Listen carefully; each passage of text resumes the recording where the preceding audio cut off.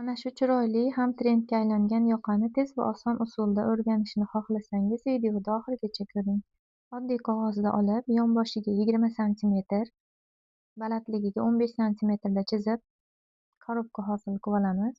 Profilimga obuna bo'lib qo'ying, foydali videolar joylab boraman inshaalloh.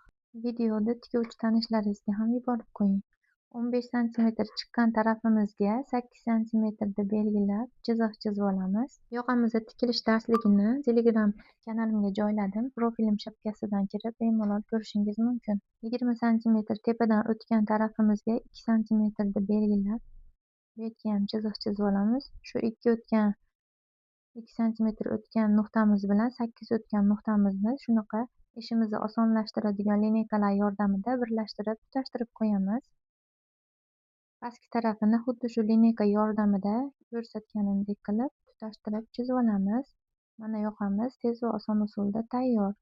Bunaqa lineykasi yo'qlar burchakdan 6 sm tepaga chiqib turib, o'zingiz yumaloq shakl bersangiz ham bo'ladi. Mana yoqamiz ham tayyor. Men birato'la 1 sm chok baho berib qilib oldim. Xohlasangiz materialda 1 sm chok baho berib keting, xohlasangiz shu qog'ozni o'zida 1 sm qilib oshiqcha kesib olsangiz ham bo'ladi.